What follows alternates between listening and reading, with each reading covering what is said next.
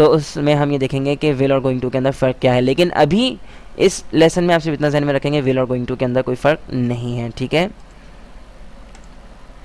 अच्छा जी, using will, present continuous and going to for expressing future.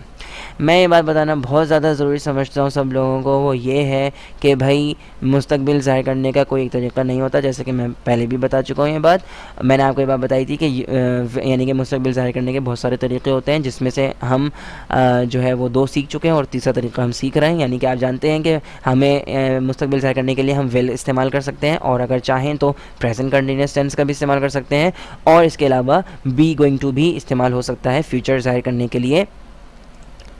मिसाल के तौर पे he will clean his room this weekend, मिसाल हमने ली है कमरा साफ़ करने की कि he will clean his room this weekend, expressing future using will. यहाँ पर हम विल का इस्तेमाल कर रहे हैं मुस्तकबिल ज़ाहिर करने के लिए।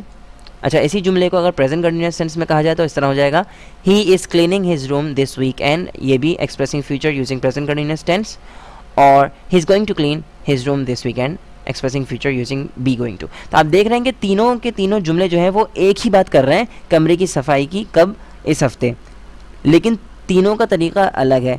एक जुमला जो है वो विल से मुताल्लिक है, यानी कि आप विल का इस्तेमाल कर रहे हैं ये बात कहने के लिए, दूसरे जुमले में आप प्रेजेंट कंटिन्यूअस टेंस इस्तेमाल कर रहे हैं यही बात करने के लिए, और तीसरे जुमले में आप बी गोइंग टू का इस्तेमाल कर रहे हैं इसी बात को करने के लिए।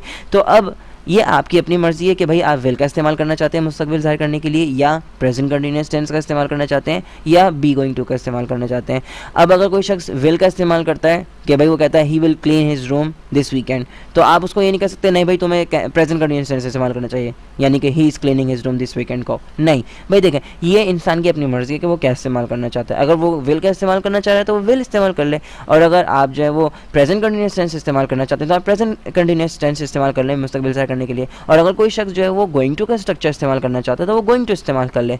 तो ये इंसान के अपने मूड पर डिपेंड करता है कि वो क्या इस्तेमाल करना चाहता है, और तीनों के तीनों जुमले जो हैं वो एक ही हैं, एक ही बात ज़ाहिर कर रहे हैं, तीनों की आइडिया में, तीनों की यानी कि जो वो ज़ाहिर कर रहे हैं उसमें कोई फ़र्क नहीं है, लेकिन सिर्फ स्ट्रक्चर का फ़र्क है। एक जुमला जो है विल का है, दूसरा वो प्रेजेंट कंटिन्यूअस का है, और तीसरा गोइंग टू का है, ठीक है। तो ये आपकी मर्ज़ी है, जो मर्ज़ी चाहे इस्तेमाल करें, और बराए मेहरबानी लोगों को पॉइंट ना करें, उनको टोके नहीं कि नहीं भाई तुम विल इस्तेमाल ना करो, तुम गोइंग टू इस्तेमाल करो, या भाई तुम गोइंग टू इस्तेमाल नहीं करो, तुम प्रेजेंट कंटिन्यूअस टेंस इस्तेमाल करो। तो जहन में रखेंगे ये इंसान की अपनी मर्ज़ी होती है, और वो जो मर्ज़ी आए इस्तेमाल करें, ठीक है। अच्छा जी, अब हम देखते हैं pronunciation of be going to, यानी अदायगी पर हम नज़र डालेंगे कि अदायगी गोइंग टू की क्या होती है। अच्छा जी, बी गोइंग टू की जो है वो आम तौर पे जो प्रोनाउंसिएशन है वो गौना है at the time of speaking in an informal speech. जब आप अपने दोस्तों से बात कर रहे हैं, या अपने कोलीग्स से बात कर रहे हैं, या आप ऐसी कहीं दोस्तों में जो किसी पार्टी में, तो वहाँ पर आप गौना का इस्तेमाल कर सकते हैं। बहुत से टीचर्स और बहुत से स्टूडेंट्स ऐसा कहते हैं कि जी गौना जो है वो बिल्कुल ही स्लैंग है, ऐसा हरगिज़ नहीं है। जहन में रखें कि दुनिया की हर ज़बान तब्दील हो रही है और वक्त के साथ साथ लोग उसको एडॉप्ट कर रहे हैं, तो गौना जो है आमतौर पर अंग्रेज़ इसको इस्तेमाल करते हैं, और हमें भी इस्तेमाल करना चाहिए, और इससे जो है वो एक लैंग्वेज के अंदर एक अच्छा सा यानी इम्प्रेशन आ जाता है। मिसाल के तौर पर I am going to write a letter is equal to I am gonna write a letter. तो अगर आप I am gonna write a letter कहें या I am going to write a letter कहें, दोनों जुमले जो हैं वो सही हैं। बाज़ औक़ात कुछ स्टूडेंट्स ऐसे होते हैं या कुछ टीचर्स भी ऐसे होते हैं, वो कहते हैं नहीं गोना इस्तेमाल नहीं करना चाहिए, बिल्कुल गलत है। भाई ये गलत नहीं है, वो इसलिए गलत नहीं क्योंकि अंग्रेज़ी इस तरह इस्तेमाल करते हैं, और अगर गलत होता तो अंग्रेज़ी ना इस्तेमाल करते।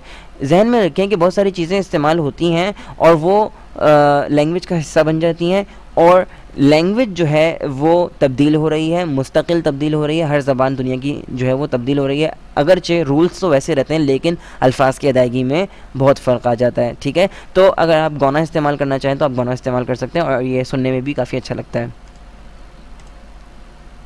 अच्छा जी, अब हम स्ट्रक्चर्स पे नज़र डालेंगे। आपको मालूम है कि सबसे पहले मैं हमेशा हर लेसन के अंदर पहले वो लेसन बयान करता हूँ और एक्सप्लेन करता हूँ कि वो चीज़ है क्या, और उसके बाद फिर मैं स्ट्रक्चर्स पे आता हूँ। और आप लोगों का जो तरीक़ाकार आपने जो सीखा होगा मुझे नहीं मालूम, आमतौर पे टीचर्स क्या करते हैं पहले स्ट्रक्चर सिखा देते हैं कि भाई सब्जेक्ट, वर्ब की फर्स्ट फॉर्म और ऑब्जेक्ट, बस यही सब कुछ है। नहीं, ये चीज़ गलत है, ठीक है। सबसे पहले हमें मालूम होना चाहिए कि हम सीख क्या रहे हैं, हम वो चीज़ इस्तेमाल किस तरह होती है, ठीक है। जब हमें ये समझ में आ जाए कि वो इस्तेमाल किस तरह होती है और इसका इस्तेमाल कहाँ होता है, फिर हम उसके स्ट्रक्चर सीखेंगे, जैसे कि अभी हम स्ट्रक्चर सीख रहे हैं बी गोइंग टू के। अच्छा जी, सबसे पहले बी गोइंग टू का अफर्मेटिव स्ट्रक्चर, यानी कि हम ये देखेंगे कि हम किस तरीके से इसके हाँ के जुमले यानी कि अफर्मेटिव जुमले किस तरह बना सकते हैं subject plus be plus going to plus first form of verb plus object. मिसाल के तौर पे I am going to visit my aunt tonight, she is going to call your parents. Negative structure इनकारिया देखेंगे, subject plus be plus not plus going to plus first form of verb plus subject. I'm not going to visit your aunt. I'm not going to visit my aunt tonight. She is not going to call your parents. Interrogative सवालिया पे नजर डालेंगे structure पे, be plus subject plus going to plus first form of a verb plus object. Are you going to visit your aunt tonight? Is she going to call your parents? अगर आपको मेरा tutorial पसंद आया तो बराए मेहरबानी ज़रूर जो है रेट कीजिएगा, और साथ साथ मेरी वेबसाइट विज़िट करें तो उसमें कॉन्टैक्ट का एक फॉर्म है, ज़रूर फिल करें और अपने सजेशंस से मुझे ज़रूर अपने सजेशंस भेजिए ताकि मुझे पता चले कि मैं किस तरीके से मज़ीद इम्प्रूवमेंट कर सकता हूं। और वैसे सजेशंस आपकी आ रही हैं और मैं आपका बहुत बहुत शुक्रिया अदा करता हूं सब लोगों का जो मेरे ट्यूटोरियल्स पसंद करते हैं और मुझे ईमेल करते हैं और मुझे जो है वो मेरी कोशिश को सराहते हैं। आप लोगों का बहुत बहुत शुक्रिया। और यहाँ पर बात ख़त्म नहीं हो जाती, एक्सरसाइज सॉल्व करना इंतहाई ज़रूरी है जैसे कि मैं हमेशा बताता हूँ। तो एक्सरसाइजेज सॉल्व करने के लिए बड़ी मेहरबानी विज़िट कीजिए मेरी वेबसाइट www.a2zoffenglish.com। और मैं हूँ फैसल समीउल्लाह। इंशाल्लाह आपसे अगले ट्यूटोरियल में मुलाकात होगी, और तब तक के लिए अल्लाह हाफ़िज़, अपना ख्याल रखिएगा।